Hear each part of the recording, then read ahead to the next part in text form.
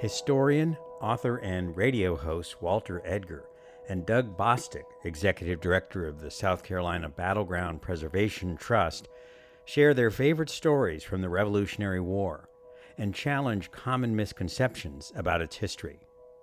Please note, this story contains graphic references to violence.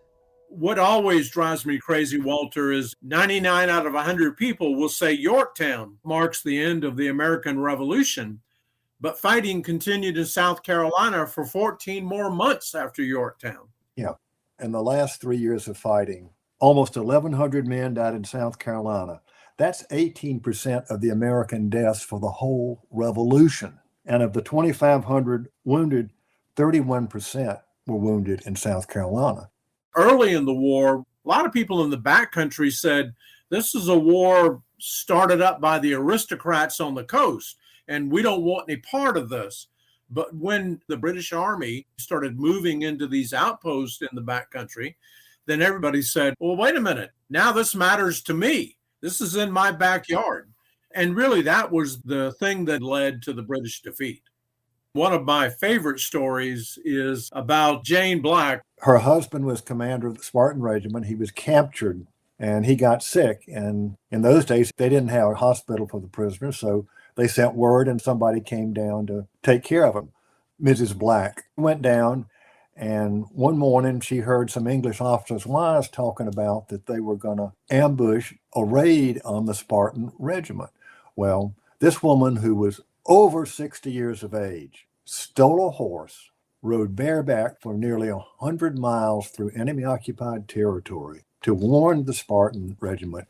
They, in turn, ambushed the English at the First Battle of Cedar Springs. And it resulted in one of the dozens of American victories in the backcountry. Part of what ignited South Carolinians was just the brutality of the British Army at Hays Station. The Patriots were surrounded by this infamous loyalist officer named Bloody Bill Cunningham. When the Patriots did surrender, Bloody Bill and his men killed them all. As they came out the door with their hands raised. Yes, sir. One of the stories that horrified me was when they took the Patriot prisoners, they started hanging them one by one, and Bloody Bill's crew played the fiddle and made them dance to their own hanging. So brutal is not even a decent word to describe what took place in South Carolina. The country's first really great historian, George Bancroft, says in his first History of the United States, South Carolina moved onward to independence through the bitterest afflictions of civil war. Left mainly to her own resources, it was through bloodshed and devastation and the depths of wretchedness that her citizens were to bring her back to her place in the Republic by their own heroic courage and self-devotion, having suffered more and dared more and achieved more than the men of any other state.